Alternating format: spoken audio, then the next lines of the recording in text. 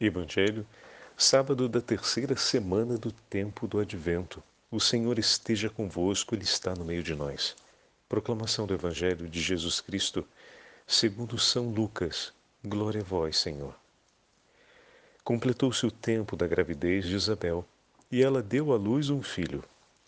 Os vizinhos e parentes ouviram dizer como o Senhor tinha sido misericordioso para com Isabel, e alegraram-se com ela. No 8º dia foram circuncidar o menino e queriam dar-lhe o nome de seu pai, Zacarias. A mãe, porém, disse: Não, ele vai chamar-se João. Os outros disseram: Não existe nenhum parente teu com esse nome. Então fizeram sinais ao pai, perguntando como ele queria que o menino se chamasse. Zacarias pediu uma tabuinha e escreveu: João é o seu nome. No mesmo instante, a boca de Zacarias se abriu, sua língua se soltou e ele começou a louvar a Deus. Todos os vizinhos ficaram com medo e a notícia espalhou-se por toda a região montanhosa da Judéia. E todos os que ouviam a notícia ficaram pensando: o que virá a ser este menino? De fato, a mão do Senhor estava com ele. Palavra da salvação. Glória a vós, Senhor. Sábado da terceira semana do tempo do Advento, em nome do Pai, do Filho e do Espírito Santo. Amém. Queridos irmãos e irmãs, a Santa Liturgia nos dá a graça de continuarmos meditando o primeiro capítulo do Evangelho de São Lucas.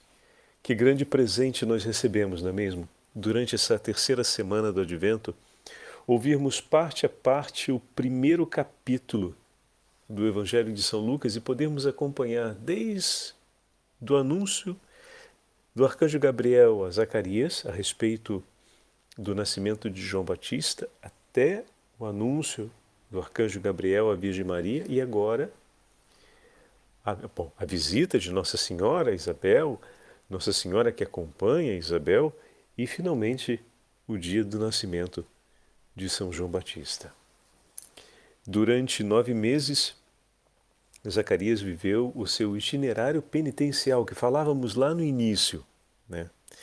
Para que pudesse crescer na fé. O Senhor consente que passemos por alguns tempos de prova para que possamos crescer na fidelidade ao seu nome, para que possamos crescer no dom que recebemos.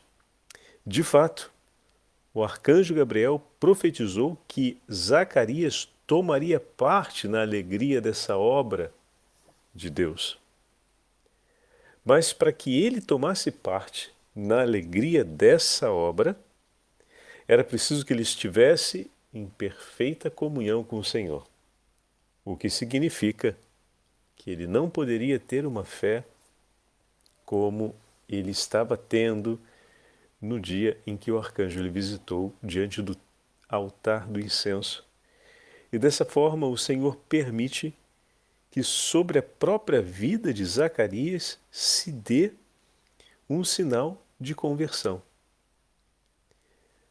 O Senhor concede, através do anjo, que ele perca a voz, que ele fique mudo, até que se cumpram essas coisas, ou seja, até que seja anunciada a misericórdia do Senhor.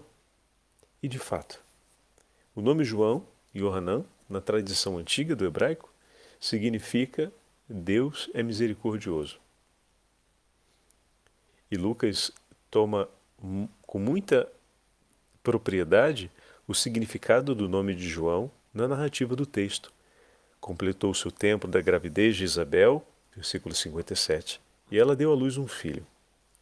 Os vizinhos e parentes ouviram dizer, olha que bonito, como o Senhor tinha sido misericordioso para com Isabel. E Yohanan, como o Senhor tinha sido misericordioso. E alegraram-se com ela. Então, os vizinhos e parentes cantam em honra à misericórdia do Senhor. O canto de alegria dos vizinhos e parentes é por verem a misericórdia de Deus realizada na vida de Isabel, que naquele momento representa Israel estéril na experiência da fé no Senhor, que vive essa esterilidade, esse caminho onde faltam os frutos entregues para a honra do nome do Senhor. E eis que o Senhor vem para honrar sua promessa. É o povo que eu escolhi para mim, ele é a minha herança, eu sou o seu Deus. Então, se o povo, por conta da sua fragilidade na fé, por conta de seus pecados, caiu na esterilidade, eis que o Senhor, por misericórdia, ele que cumpre o que diz, se levanta para tirar o seu povo da esterilidade, ou seja, para oferecer a esse povo a sua bênção, a sua graça. O Senhor se levanta para arrancar da vergonha e da esterilidade o seu povo e para lhe dar a bênção de misericórdia. Assim como ele veio ao encontro de Isabel, vem ao encontro do seu povo. De fato, como vai concluir o texto, esse menino será grande, a mão do Senhor está com ele, é certo que está com ele, ele é o sinal da misericórdia do Senhor por nós. Ele é um sinal vivo de que Deus cumpre sua promessa e vem em socorro do seu povo para arrancá-lo da esterilidade. E se o coração de Zacarias tinha se tornado um coração mais estéril, eis que agora o Senhor fez com que ele participasse dos seus frutos, da sua bênção. Veja, o texto dizia para a gente que Zacarias era um homem justo e temente a Deus, por isso o Senhor vem ao encontro dele. Mas mesmo sendo justo e temendo Deus, ou seja, são duas grandes virtudes atribuídas a Zacarias, Zacarias ainda assim teve o seu momento de fragilidade, teve o seu momento de fraqueza na fé e estabeleceu a exigência de uma condição para poder esperar na palavra do Senhor. Isso é forte. A humildade da Virgem Maria de confiar completamente na palavra do Senhor, e Zacarias estabeleceu uma condição. Veja, quantos tesouros e bênçãos o Senhor nos concede, mas às vezes, tendo tantos tesouros e graças, progredimos pouco, porque o nosso modo de pensar, de esperar as coisas, de desejar a vida, pode de alguma forma nos levar a querer estabelecer condições para poder permanecermos confiantes no Senhor. E isso não nos leva a uma imediata entrega. Tão significativo quando ouvimos aqueles 4 pescadores da Galileia, André, João, Pedro e Tiago, que diante de Jesus prontamente deixam tudo e o seguem. Confiam completamente na palavra de Jesus. Enquanto Zacarias, que tinha a virtude da justiça, a virtude da oração, do temor a Deus, no momento em que o Senhor se manifesta diante dele, através do seu arcanjo, ele titubeia, ele vacila. Quando o Senhor se apresenta diante dos 4 pescadores da Galileia, eles imediatamente o seguem. Quando o Senhor dirige a sua palavra a Mateus, Mateus imediatamente o escuta. Veja, meus irmãos, o grande testemunho de humildade dos santos apóstolos na hora de ouvir a voz do Senhor e como é o nosso coração. Como é o nosso coração na relação com o Senhor? Nós buscamos sempre Ele na vida de oração, mas temos essa docilidade interior para acolher o que o Senhor nos diz? a justiça e o temor a Deus que procuramos celebrar na nossa vida de oração torna o nosso coração mais humilde diante da vontade do Senhor, diante do querer divino, ou faz às vezes o nosso coração se tornar mais ambicioso por expectativas pessoais para que elas aconteçam? Olhando para a própria situação e para a situação da sua esposa, para a situação deles no tempo, Zacarias não consegue de imediato confiar no que o Senhor lhe diz. Ele que era um homem de temor a Deus. Veja só o quanto as experiências difíceis ao longo dos anos da vida foi fazendo com que ele construísse, de certa forma, condições ou passasse a interpretar a vida dele de um modo tão rígido enquanto condições, a ponto de não conseguir mais esperar que Deus pudesse fazer uma maravilha, um prodígio. E Isabel não foi a primeira na história da salvação a ter a sua esterilidade curada por Deus, vencida por Deus. Então a gente não pode dizer que o Senhor nunca fez tal coisa e que era inédita aquela experiência para Zacarias, porque ele conhecia várias outras histórias na Sagrada Escritura em que o Senhor concedeu essa graça. E daí tem o seu arcanjo que vem lhe dizer que o Senhor concede essa graça e ele não consegue acolher de imediato. Mas ele conhecia, muito provavelmente, por conta de tudo que já tinha sofrido e por conta de tantas expectativas que acumulou sobre os sofrimentos que viveu, talvez ele tivesse perdido essa sensibilidade de recordar o poder de Deus e a sua infinita misericórdia. Como o Senhor é poderoso a ponto de fazer o impossível, como o Senhor é misericordioso e bom a ponto de realizar em favor dos seus filhos a graça que é necessária para a felicidade deles. E eis que isso se dá com o nascimento de João Batista. E eis que naquele momento Zacarias confirma, sim, João é seu nome, porque ele é o testemunho da misericórdia do meu Senhor. Ele é o testemunho da bondade do meu Senhor. Ele é um sinal de bênção e graça do meu Senhor na minha vida. Eis que o Pai canta a alegria da vida de seu filho. Essa imagem a gente também não pode ignorar.